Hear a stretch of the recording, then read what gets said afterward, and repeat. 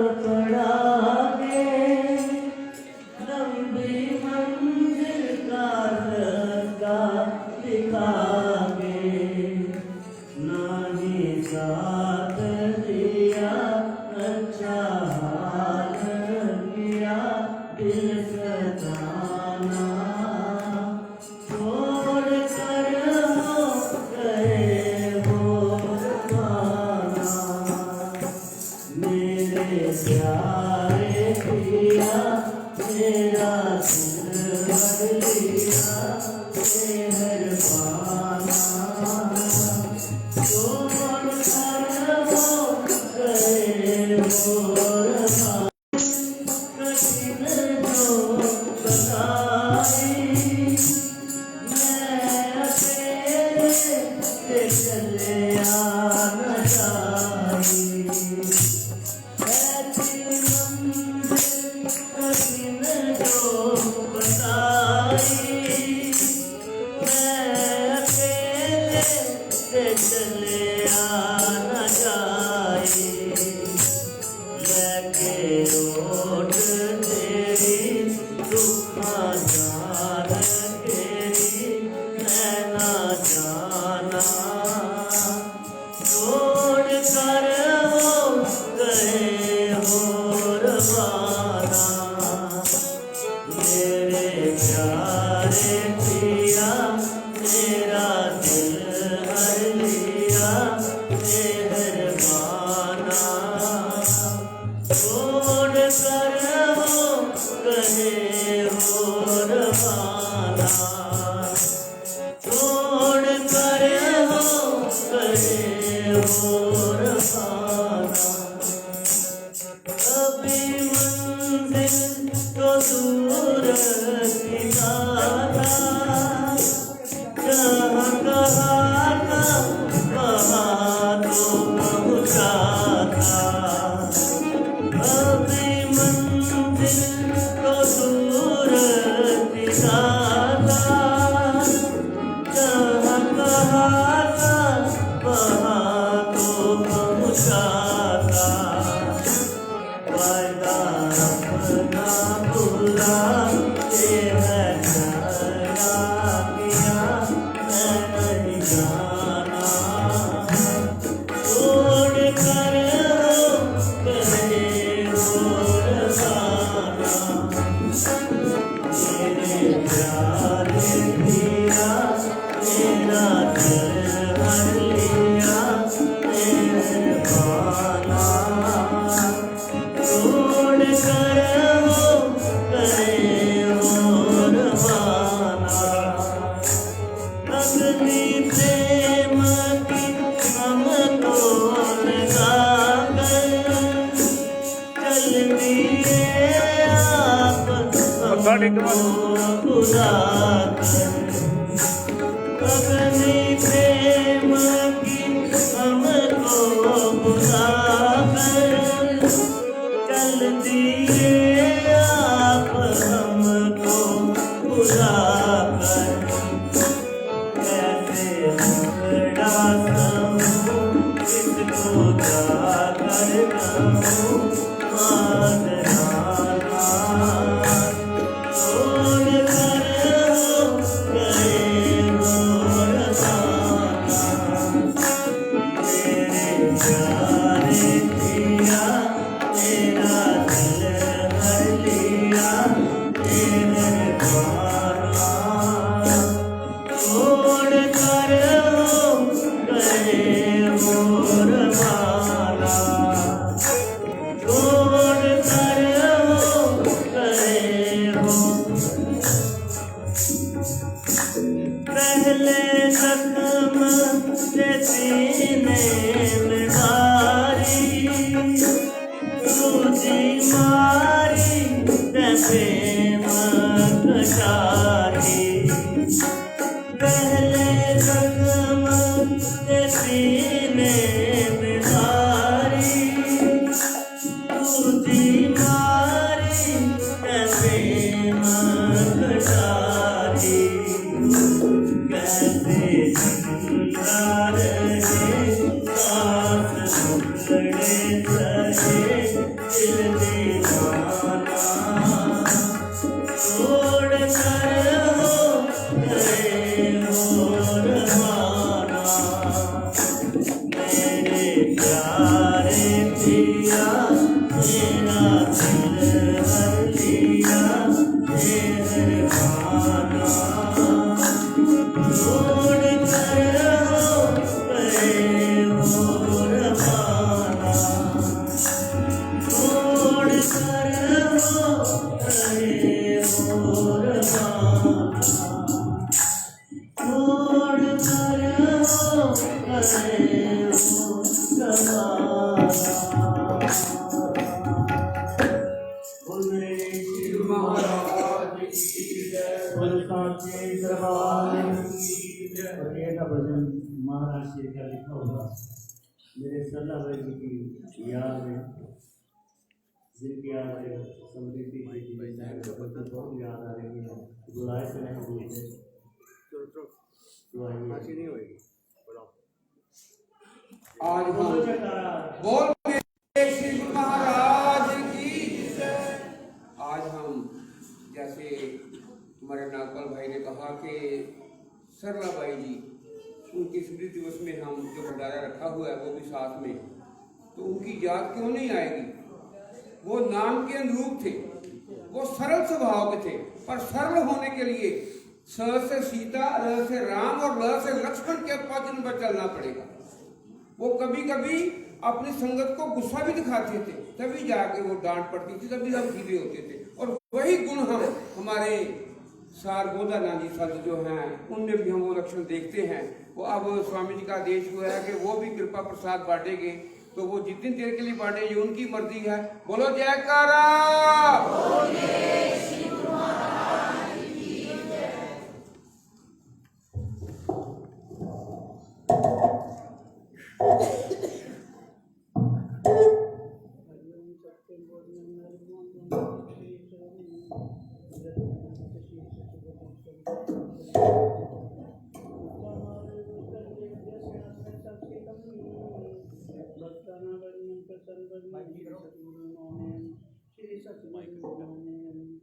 बंदोचन सरोज मंगल आधार जय सेवक नर होते हैं बहुत सागर से पार गुरु के सिमरन मात्र से नाशत विघ्न अनंत ताते सर्वे रंग में ध्यावत हैं सब संत कलयुग काली बादली जर्जर पड़ते अगार संत न होते जगत में तो जन्म का संसार।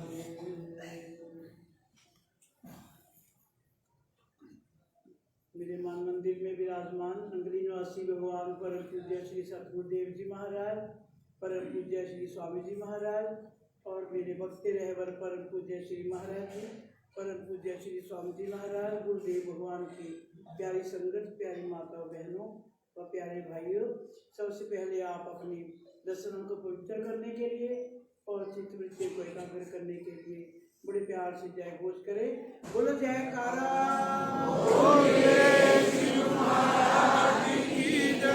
साचे दरबार की जय। बोलो श्री नंगली निवासी भगवान की जय। श्री जातम भगवान की जय। सच्ची सरकार की जय। बोलो स्वामी जी महाराज की जय। जय भाई जी की जय।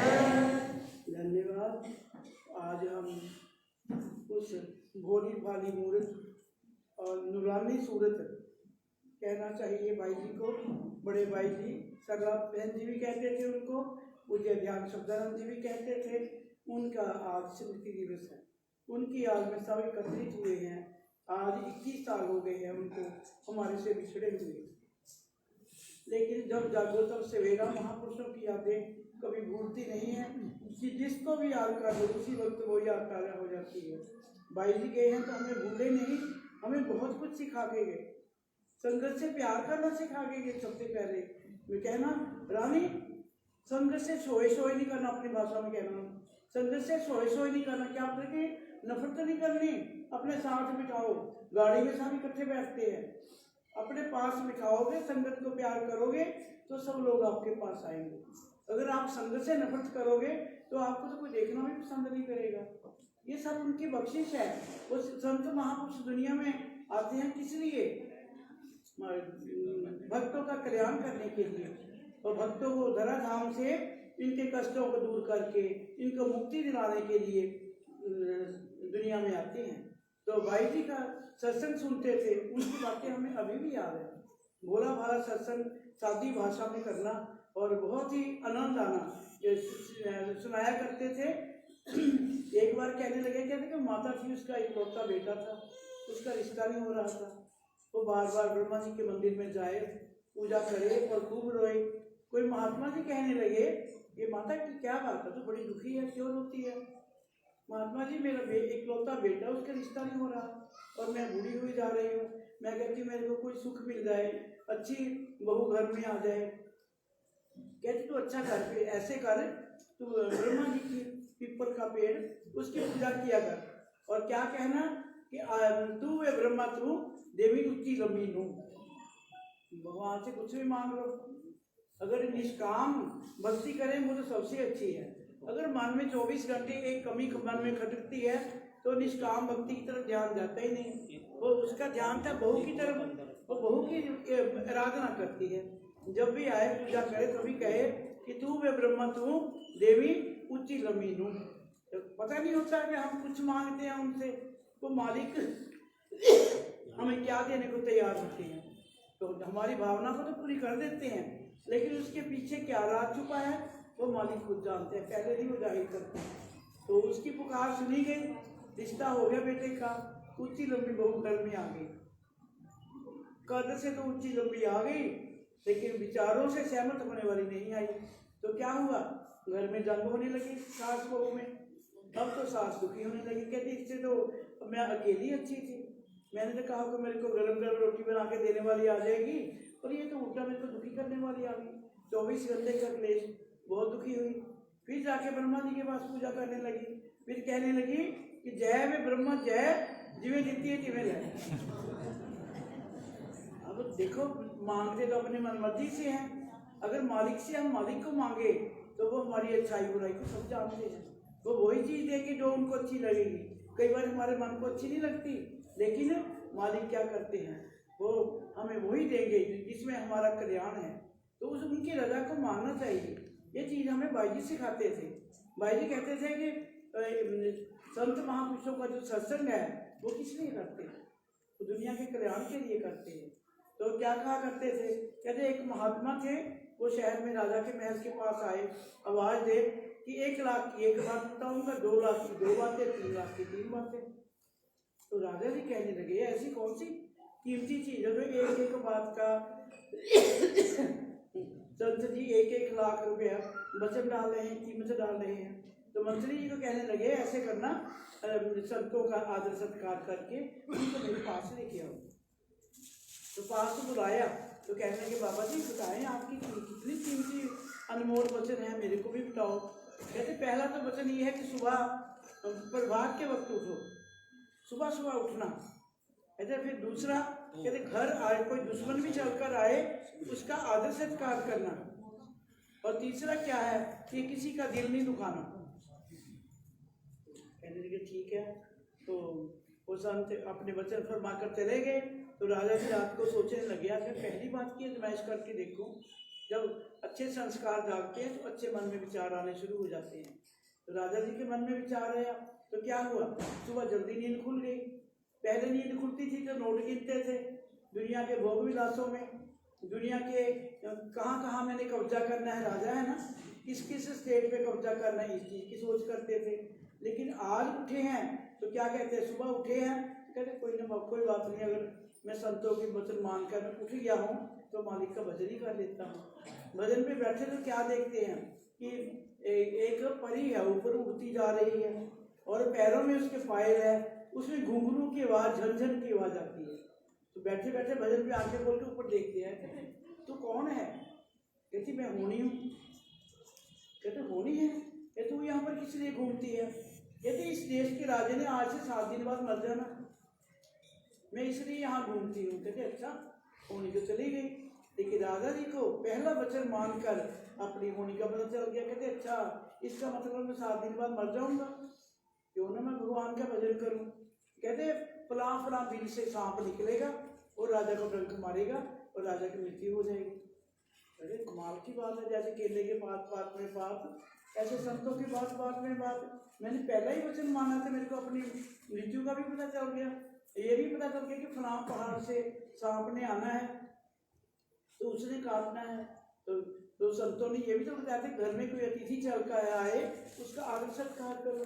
कहते फिर मैं ऐसे करता हूँ, जो सांप ने आना है वो मेरा दुश्मन बनकर, दुश्मन भी चल कर आएगा ना, उसका आदर सत्कार करना है, क्यों ना पहले मैं उनका आदर सत्कार ही करूँ। राजा जी ने क्या किया, जिस पहाड़ की भीड़ से सांप के निकल के आना था, जगह जगह पर दूध के कटोरे रखवा दिए, जगह जगह पर ये सेंट छिड़का दिए, खुशबू आए, मेरे दुश्मन खुद चल के आए। और लड़का उसके था नहीं, लड़की थी। रानी को समझा दिया कि जिस वक्त तू मेरी मौत की आवाज़ सुने उसी वक्त बेटी को राजगद्दी पे बिठा देना। फिर रानी ने क्या किया, अपनी बेटी को मर्दों वाले कपड़े पहना दिए। कहते ये तो काम करना ही पड़ेगा, राजगद्दी खाली हो तो कोई भी दुश्मन आके संभाल सकता है। उसने बेटी को मर्दों वाले कपड़े पहना दिए। फिर राजा जी को संत जी ये भी समझा के गए थे कि जब क्रोध आए, एकदम क्रोध में आपे से बाहर नहीं होना। जब क्रोध आए तो अपने मन में विचार करना है, फिर उस क्रोध का इस्तेमाल करना है। तो राजा जी राजमहल में गए तो उधर देखो सांप नाग देवता आ रहे हैं, जगह जगह खुशबुएं देते, बढ़िया से बढ़िया पेड़ पौधे लगाए, बढ़िया से बढ़िया सेंट स्प्रे किए, और जगह जगह दूध के कटोरे।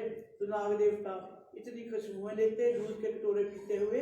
जिस वक्त पे नाग देवता ने डंक मारना था राजा को, वो खुशबुएं लेते हुए राजा के अतिथि भाव से खुश होकर वो वक्त रास्ते में बीत गया। तो इधर राजा ने क्या किया, जल्दी जल्दी महल में गए, रानी के पास गए तो देखा क्या कि बेटी को मर्दों वाले कपड़े पहनाकर बिठाया हुआ है। तो राजा जी तो एकदम आपे से बाहर हो गए। कहते अरे ये क्या, अभी तो मैं ठीक ठाक हूँ, मेरी रानी ने पता नहीं किस पराये आदमी से शादी कर ली है, ये बेगाना आदमी कौन पास में बिठा रखा है। अपनी मयान से तलवार निकालने लगे। कहते मैं भी रानी का सिर कर्म कर देता हूँ। फिर संतों को वचन याद आ गया, संतों को वचन याद आ गया कि जिस वक्त क्रोध आ जाए उसको पी जाना है, एकदम आपे से बाहर नहीं होना। तो एकदम ये बात दिमाग में जो थोड़ा मन ठंडा हुआ, तो ध्यान से देखने लगे कि वो जो जिसको बेगाना आदमी समझ रहे थे वो तो मेरी बेटी है। कहते देखो संतों के तीनों वचन सुनकर कितना मेरी तो होनी भी टल गई। नाग देवता ने भी कह दिया कि वक्त निकल गया, जो तेरे मरने का वक्त था, तेरे अतिथि भाव से मैं इतना खुश हुआ, वो वक्त रास्ते में टल गया, अब तो मौत तेरी टल गई है। तो अतिथि सत्कार के बाद देखो क्या, जो क्रोध जो आए तो उसको एकदम आपे से बाहर नहीं होना। इस बात पर मैंने अमल किया, अतिथि सत्कार किया, तो उसका फायदा क्या हुआ कि मेरा तो खानदान ही खत्म हो जाना था। बेटी तो थी, मेरे बेटा तो था नहीं, मैंने रानी का भी सिर कर्म कर देना था, बेटी का भी सिर कर्म कर देना था। इसलिए संतों के पास जाओ, कुछ ना कुछ मिलता है। संतों के पास जाओ, कुछ ना कुछ मिलता है, लेकिन मांगो नाशवान चीजें मत मांगो, मालिक से मालिक को मांगो।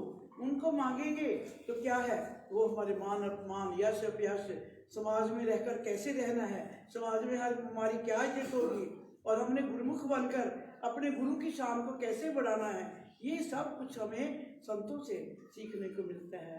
तो ये हमें बड़े भाई जी ने बहुत कुछ सिखाया, उनकी याद हमें भूलती नहीं, अभी भी ताज़ा है। अब पता नहीं मैंने टाइम भी कितना ज़्यादा ले लिया, और कुछ मुझे अनुचित निकला तो उसके लिए स्वामी जी महाराज से, स्वामी जी महाराज और सभी संगत से क्षमा याचक और अपनी वाणी को विराम देती हूँ। बोलो जयकारा, बोलो नगरी निवासी भगवान की, बोलो सच्ची सरकार की, बोलो स्वामी जी महाराज की।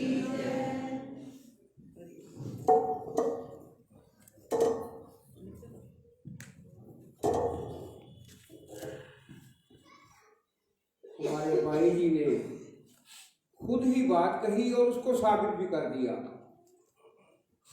कि जैसे केले के पात पात में पात, वैसे संकट की बात बात में बात। इतनी छोटी सी कथा सुनाकर हमें कितना बड़ा मार्गदर्शन दे दिया। और जैसे हम किसी होटल में जाते हैं, किसी कंपनी में जाते हैं, तो वहां पर लिखा होता है कि यहाँ पर वाईफाई उपलब्ध है, तो कृपया आपने अगर यूज करना है तो कर लें, क्योंकि मोबाइल सभी के पास है और वाईफाई सभी चाहते हैं। तो हमारी श्रद्धा जो है वो भी वाईफाई की तरह है, तो उसके लिए पासवर्ड लगाना पड़ेगा। पासवर्ड सही होगा तो कनेक्ट होगा, वरना नहीं होगा। तो हमें जो गुरु महाराज ने पासवर्ड दिया हुआ है उसकी इस्तेमाल करके तो हम वाईफाई जो है हमारी श्रद्धा कामयाब हो सकती है। तो अब मैं स्वामी जी के चरणों में निवेदन करूंगा कि वो हमें कृपा प्रसाद बांटे और जो श्रद्धा का वाईफाई हमें कनेक्ट नंबर दिया हुआ है उससे हमें जोड़ने की प्रेरणा दे, हम जुड़े साथ में, और ताकि हमारा अहम भाव है वो हट जाए हमसे। बोलो जयकारा। संगत बहुत ज्यादा है, जयकारे की आवाज नहीं आई। बोलो जयकारा। धन्यवाद।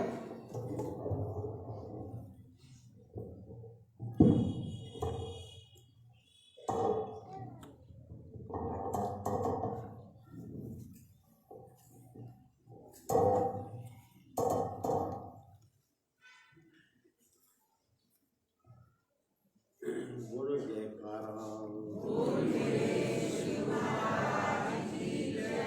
बोलो साचे दरबार की जय।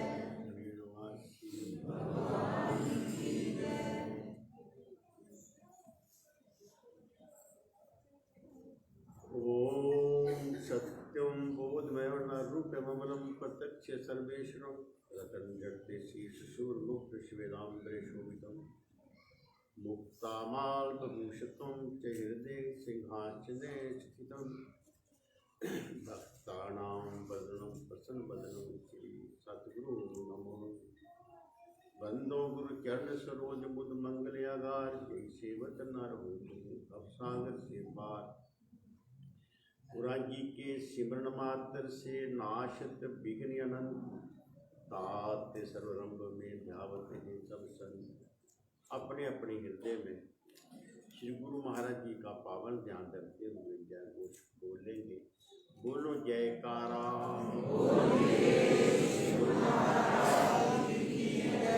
साचे दरबार की जय।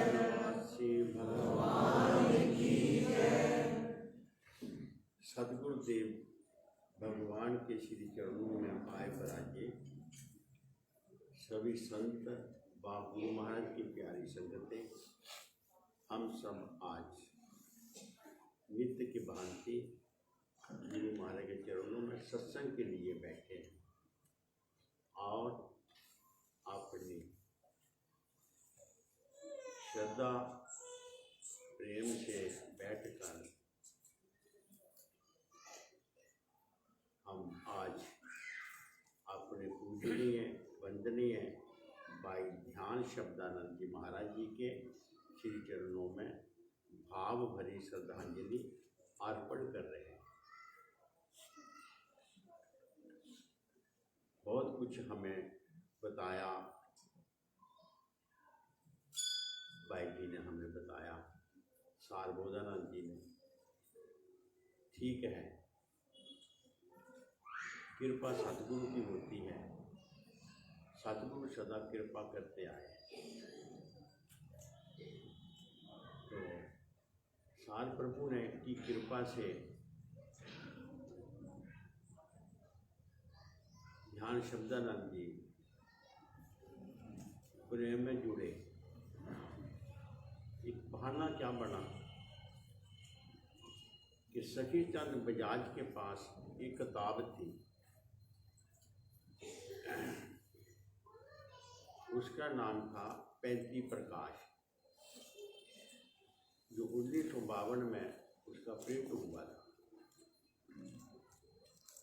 केसरमाल भाटिया पाकिस्तान में जब बना तो श्री महाराज जी ने उन्हें वो मैटर दे दिया। वो मैटर किसी तरीके से आ गया, रास्ते में की लीलाएँ हुई, गुरु महाराज जी अपनी लीलाएँ दिखाते हैं, घेरे में आ जाते हैं केसरमाल जी। वहाँ पर बलोच मिलिट्री ने कुछ साजिश खेली हुई थी कि जो अच्छे बंदे होते हैं प्रभावशाली, उनको बच के ना निकले पाकिस्तान से। तो पर्सनैलिटी वाले अच्छे थे, उनको उन्होंने टारगेट बना दिया। तो सिपाही आता है, बड़ी कोशिश करी, पर उसकी बंदूक ना चली। आखिर वो हार गया।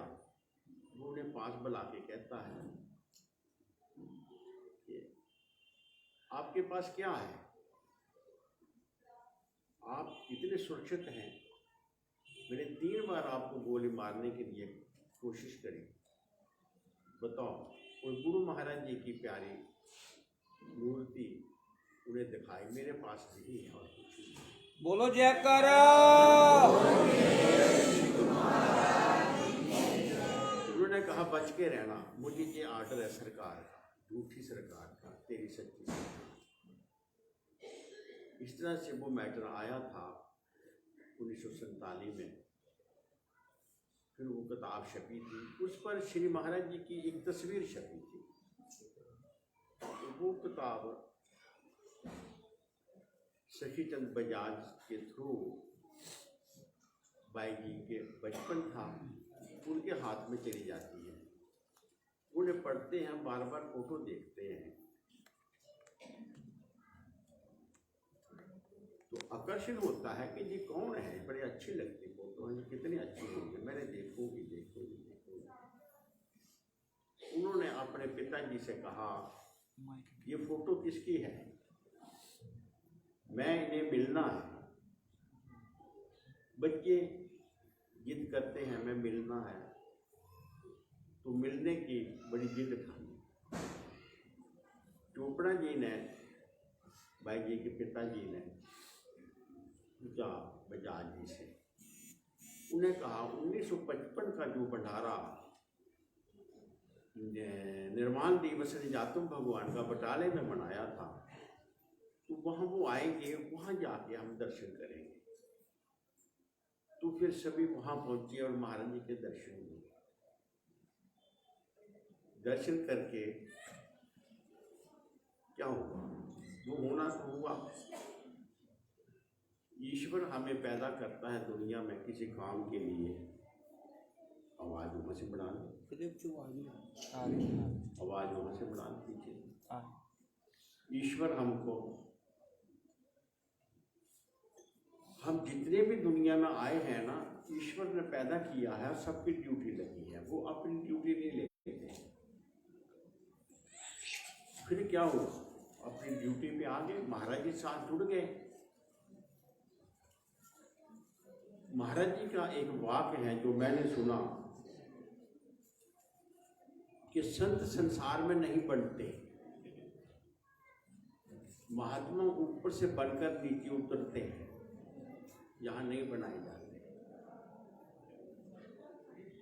फिर वो महात्मा क्या करते हैं, अपनी ड्यूटी देते हैं, अपनी ड्यूटी देते हैं। संतों की क्या ड्यूटी होती है? संत हमारी सिक्योरिटी है, हमें अधोगति की तरफ नहीं जाने देते, हमें खतरों से बाज करते हैं। एक ही खतरा है इस संसार के अंदर कि शरीर और आत्मा दोनों मिले तो बंदा वजूद में आ गया, बस। मन और इंद्रियां हमें संसार की लज्जतों की तरफ खींचती हैं, जो पाप कर्म करवाती हैं। पर इस शरीर को कंट्रोल में रखकर परमार्थ के काम में लगाना, जी कला हमें संत सिखाते हैं।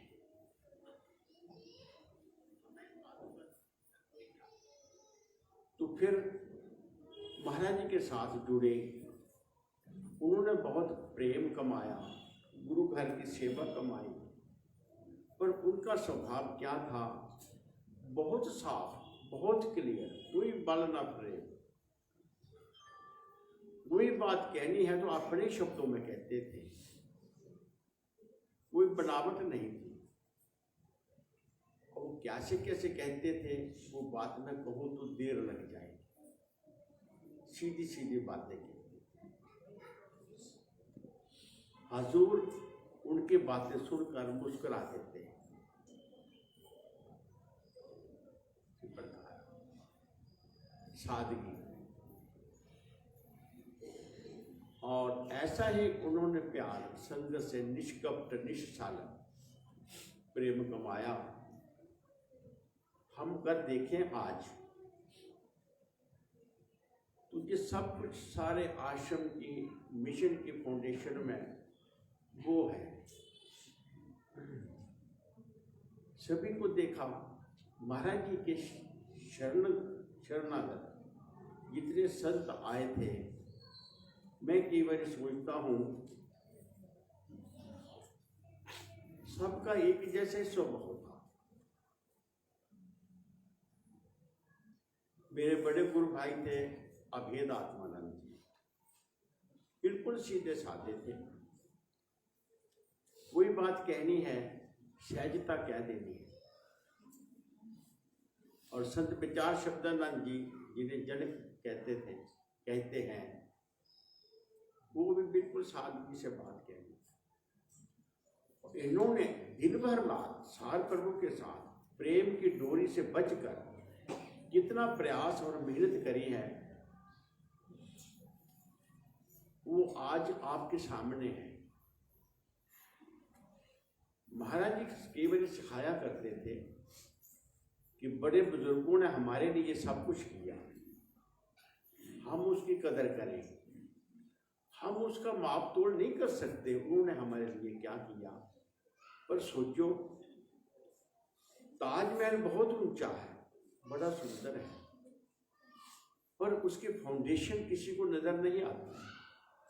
वो कितनी गहरी है और किस मटेरियल की फाउंडेशन है। तो लाखों वर्षों तक भी फाउंडेशन गलती नहीं, वो बड़ी मजबूत है, उस पर बहुत श्रम हुआ है। आज हम देख रहे हैं जो सास ऑफ द मिशन, इसकी फाउंडेशन उन्होंने बनाई है। हमें उनसे कुछ सीखना चाहिए, और उन्होंने जो करके हमें दिया उसकी हम कदर करें, उसकी संभाल करें।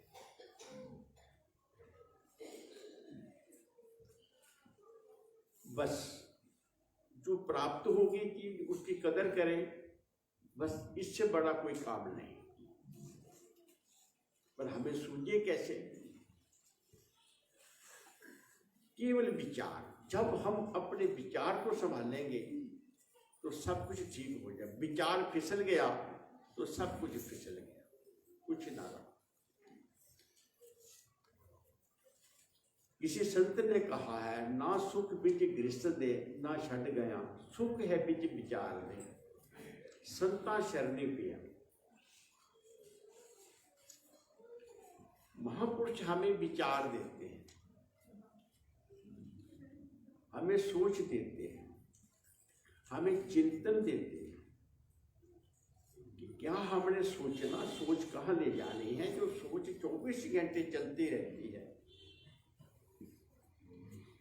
गाड़ी तो चलती है, ड्राइवर संभालता है। ये सोच महापुरुष हमें देते हैं। किसी बच्चे की शिकायत आई, बाबा ने समझाओ, क्या समझाओ, जम्या तुसे, पालिया तुसे, पढ़ाया तुसे, अज तुहानू चुभन लगा तो मेरे को ले आयो।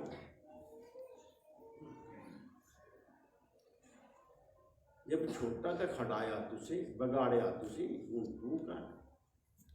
चलो ठीक है, कंपनी की गाड़ी गारंटी से पहले डिफेक्ट पड़ जाए तो कंपनी में वापस आएगी, मैं कोई बात नहीं, गारंटी कार्ड में कीट है, ले आओ। हम क्या करें? मैं क्या कहूँ? बंदे को सुझाना होता है, कोशिश होती है। हमने बोला, बेटे क्या बात है, तुम कितने अच्छे हो, कितने अच्छे हो, नौजवान हो, पढ़े लिखे हो, खूबसूरत हो, कितने अच्छे हो, तूने ये सब कुछ कहाँ से लिया?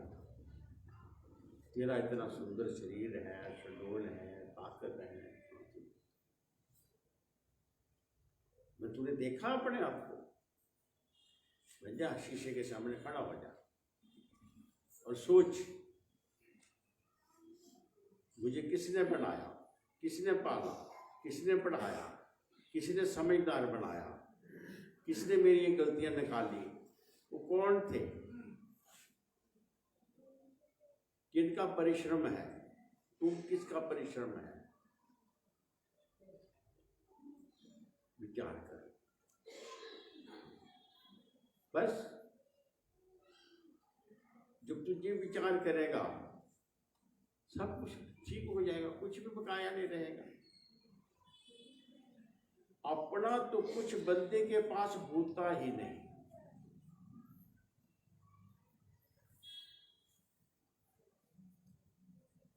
इंसान के अंदर जो मानसिक विचार होते हैं, वो कहते हैं कि कई पीढ़ियों की मेहनत है।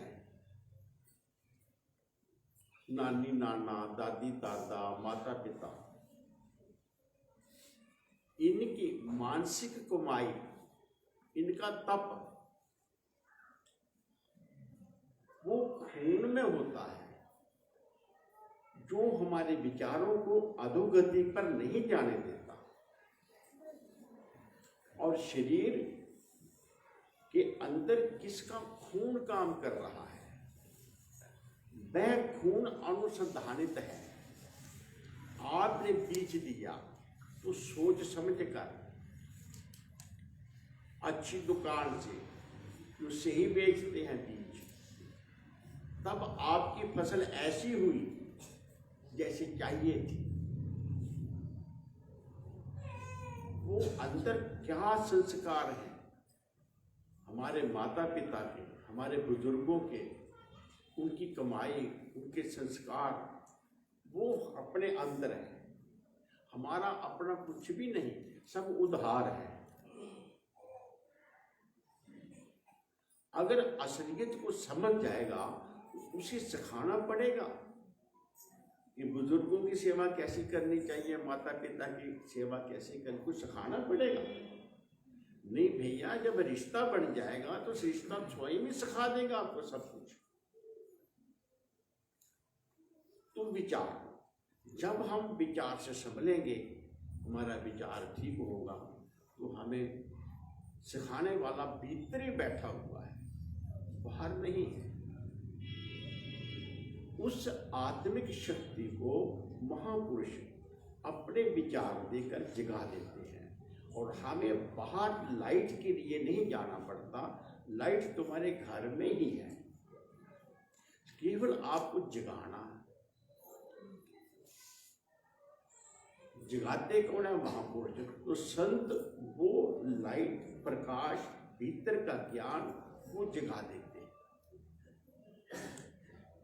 यही करते हैं। अब संत जी ने, ध्यान शब्दानंद जी ने कितने बच्चों को इधर आ, यहीं रह, घर में क्या काम है। बहुत लोगों की शादियां हो गई, उनको देख जाके वो बड़े सुखी हैं। जहां दुखी होगी क्या, नाम जप, भजन कर।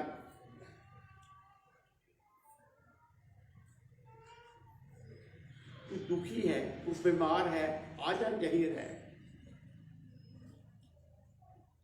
किसी की शिकायत आती है, हमारी बेटी, हमारा बेटा ऐसा वैसा, तेरा बेटा अच्छा नहीं ना, जी छोड़ दे, जा रिजेक्टेड दे दो मुझे, यही रह कर दो। इसी प्रकार उन्होंने भर्ती करना शुरू करी। आज उनकी की हुई भर्ती, उनकी बनाई हुई फौज तुम्हारे सब की सिक्योरिटी बनी हुई है।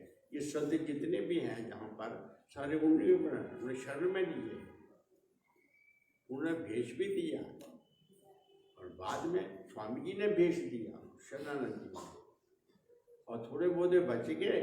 और मैंने भी कहा कि भाग ना जाए, बोलो जयकारा। बोल मेरे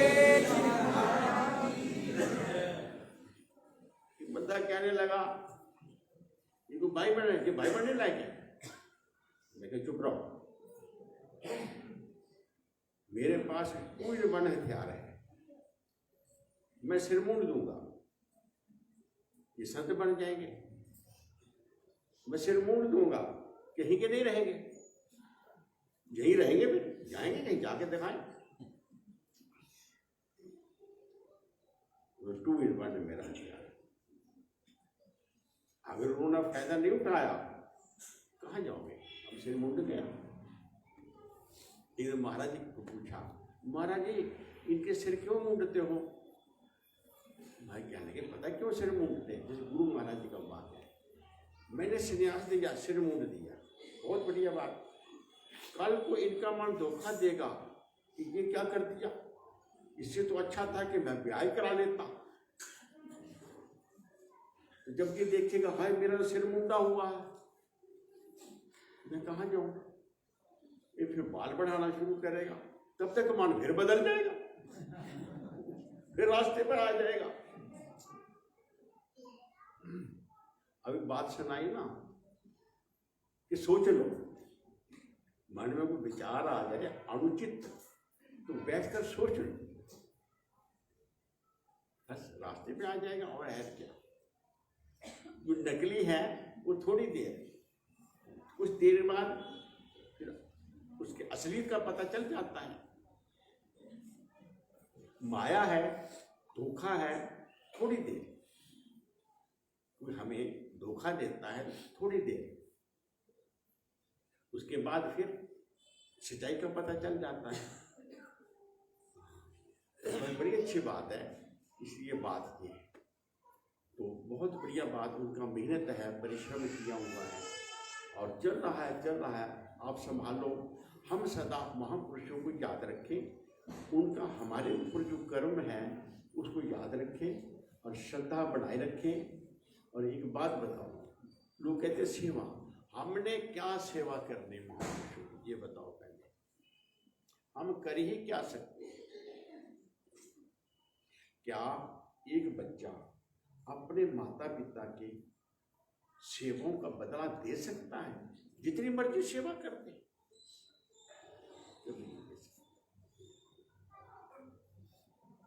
क्या मिसाल दूं इसके बारे में? कोई बात नहीं, खैर ऐसी कोई बात नहीं, सिर्फ पता चलना चाहिए। तो मैं क्या बोला, अगर हमें इतना पता चल जाए हम कौन हैं, हमें किसने बनाया है, किसने रास्ते पर लगाया हुआ है, किनका परिश्रम है हमारे अंदर, तो सब कुछ अपने आप होने लगता है। धर्म पालन अपने आप होने लगता है, सेल्फ कंट्रोल अपने आप होने लगता है। हम अपने आप को कंट्रोल रखें।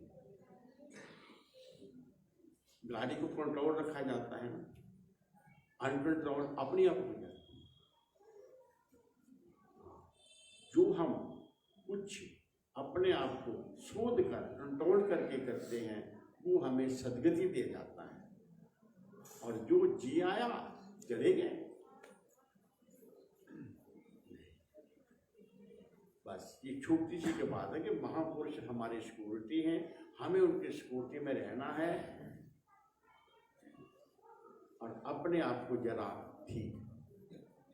कोई बंदा मेरे पास बैठा, मुझे कहने लगा कि क्या कहते हैं लोग, भजन करने से में लोग डरते हैं।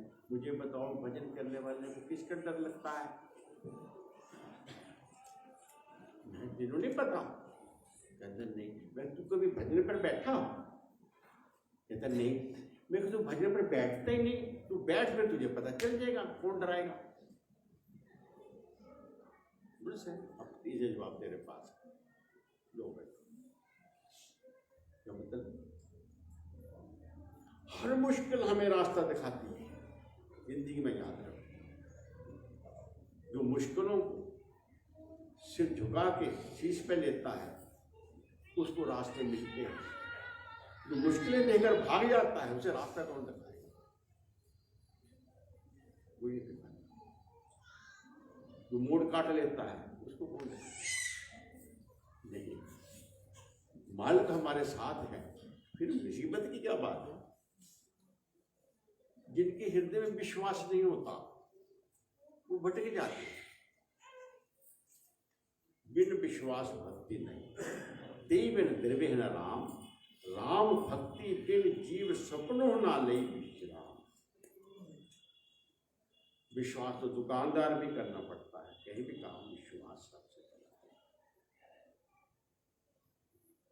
सतगुरु के चरणों में पूर्ण विश्वास रखते हुए आदमी अपने आप को अगर इस दुनिया में बरते तो अच्छी बात है। और वो बरतना हमें ये सत्संग में, बिन सत्संग में विवेक न हुई, यहाँ सिखाते हैं।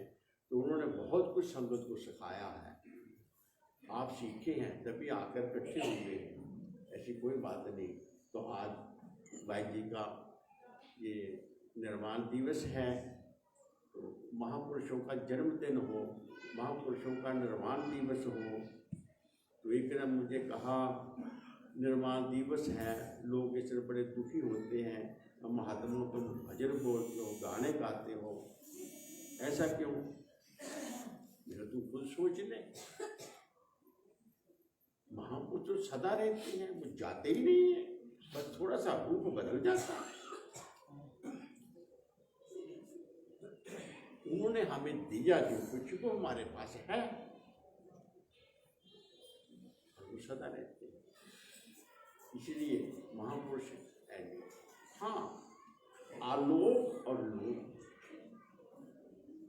श्री गुरु महाराज निवासी भगवान हजर नाजर हर एक के अंग संग है, कहीं दूर नहीं है। बताए दो बात महाराज से सुनी हुई। एक महाराज जी कहने लगे, हाँ ठीक है, लोग कहते हैं बड़े दुष्ट हो गए इस युग में, कल युग में बहुत संत है ही नहीं, सतयुग कल युग में संत रहे ही नहीं, सतयुग में संत थे। उन्होंने कहा ठीक है, गुंडे बदमाश गंदे लोग वो सब के सब हैं, तो संतों का बीज ही मार गया क्या? संत नहीं रहे, वो इतने कमजोर थे कि इस युग में वो खत्म हो गए। बच्चों तेरे लोड़ जब पैगी ना वो तो संत मिल जाएंगे। तू दस लोड़ है संतां में, लोड़ जरूरत कौन पहचानता महात्मा को? इसे जरूरत पड़ती है। कौन पहचानता है? टीचर को, उस्ताद को, गुरु को, जिसे कुछ सीखना है। तुम सीखने आओ फिर मिलेंगे, ऐसे थोड़े मिलेंगे। तो क्या संत नहीं है क्या? नहीं, सब कुछ होता है, पर समय से गर्जबंद प्राप्त कर लेता है। गुरु महाराज जी कहते थे संत कैसे मिलते हैं? ऐसे जैसे बंदे को जरूरत पड़ती है वो कमर कसता है और उस चीज को पा लेता है। लक बता लोड़िए मुन्ना को लाहौर, पंजाब की कहावत। पैदल चलना पड़ता था, बड़ी दूर था, और जिसे लाहौर में जाके कुछ काम करना है, दफ्तर में जाके चलता पहुंच जाता, कोई दूर नहीं है। कमर कसो, कमर कसो। किस बात की? पहचानो, अपने आप को जानो कि मैं हूं क्या, कर क्या रहा हूं, दुनिया के दुख सुख क्या हैं, इनसे कैसे हम उभरेंगे। मनुष्य जन्म किस लिए मिला? मिला है वो अपनी गति पाने के लिए। गति क्या होती है? अरे जहां से बिछड़े वहां मिलने के लिए। गति रास्ता, गति चाल, चलता रहता है। ये चित्त ये चले, कहाँ चले? जहाँ गुरु चलाता है उधर चले, ये सदगति है। और वो रास्ता छोड़कर जहां भी जाएगा वो अवगति। और चले जाओ, ऐसी कोई बात नहीं है। उन्हें क्या है तो उसी के राज्य में। एक बंदे ने कहा हम भजन नहीं करेंगे तो क्या होगा? तो होगा क्या? मेरे कई कारखाने यहाँ फिट होगा, फिट कर देंगे। सांप बना दूंगा, बिच्छू बना दूंगा, चीता बना दूंगा, गधा बना दूंगा, बैल बना दूंगा। जैसे कर्म होंगे मैं वैसे तो फिट कर दूंगा अपनी दुनिया, चिंता मत कर, तो छोड़ूंगा नहीं।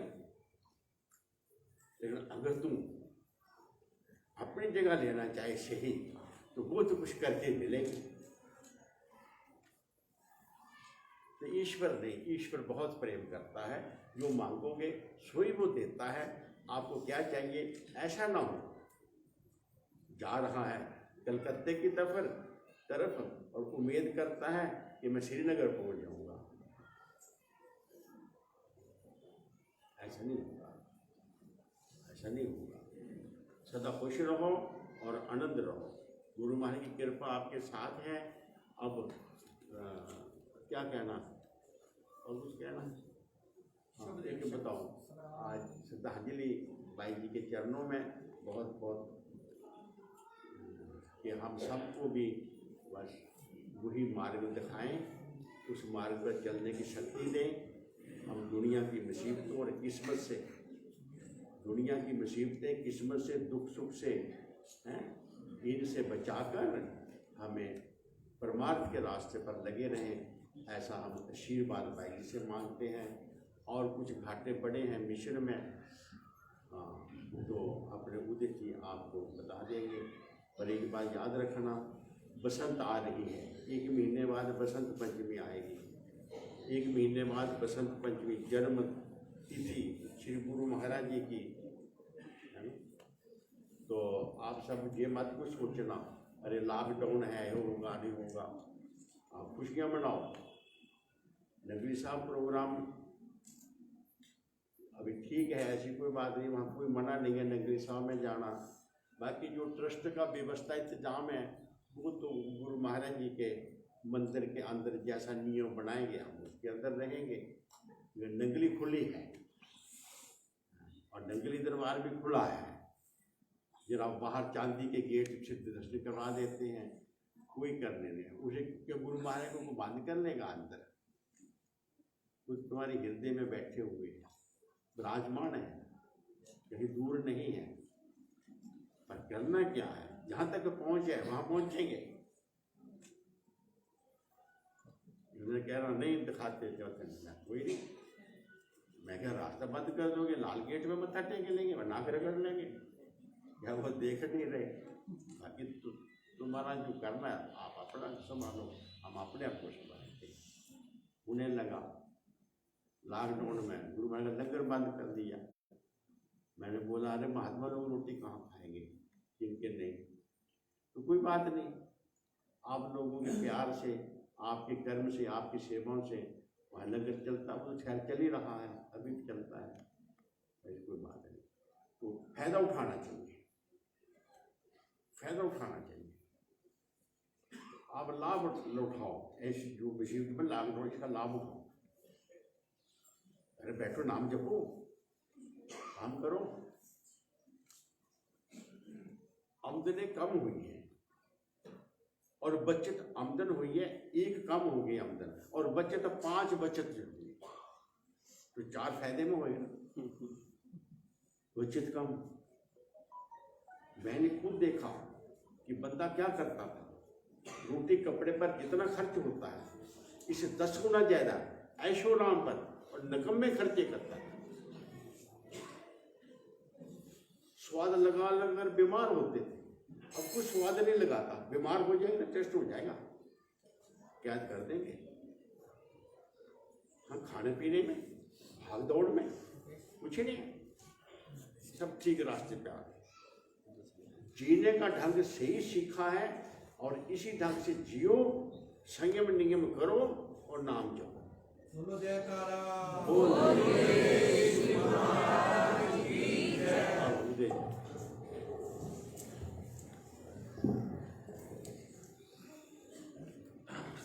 संयम में रहना और मर्यादा में जीवन जीना, बस ये हो जाए।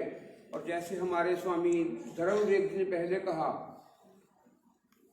कि लोभ जो है, लाभ हमें लोभ की ओर लेके जाता है, और जब हमें गुरुमय के चरणों से जुड़ के लाभ मिले तो हमने लोभ भी वही करना है कि हमने गुरुमय के चरणों से जुड़ना है। ये लोभ होगा तो हमें लाभ ही लाभ होगा।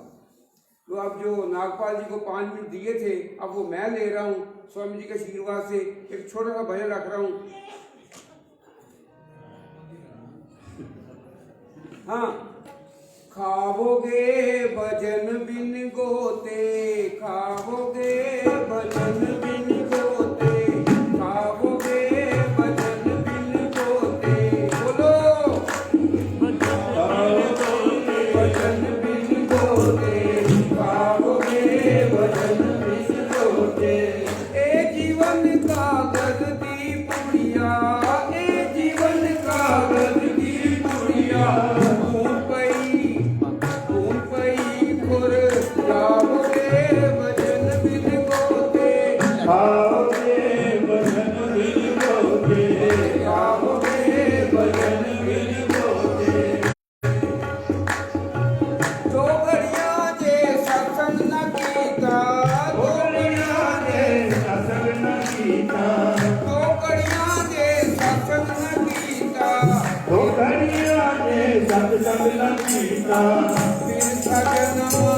बिरथा जन्म गवाओगे भजन बिन होते।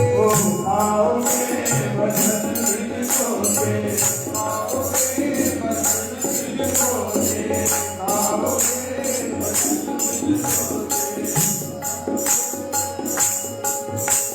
की मुझ लेके आया जगत विच, की मुझ लेके आया जगत विच, लेके आया जगत विच, की मुझ लेके आया जगत विच।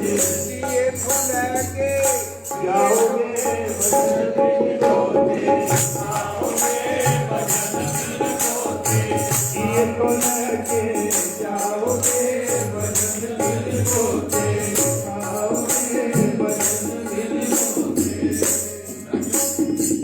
मुट्ठी बांध के आया जगत विच, मुट्ठी बांध के आया जगत में, मुट्ठी बांध के आया जगत में। हाथ पसारे जाओगे भजन बिन होते, जाओगे भजन बिन होते, आओगे भजन बिन होते, आओगे भजन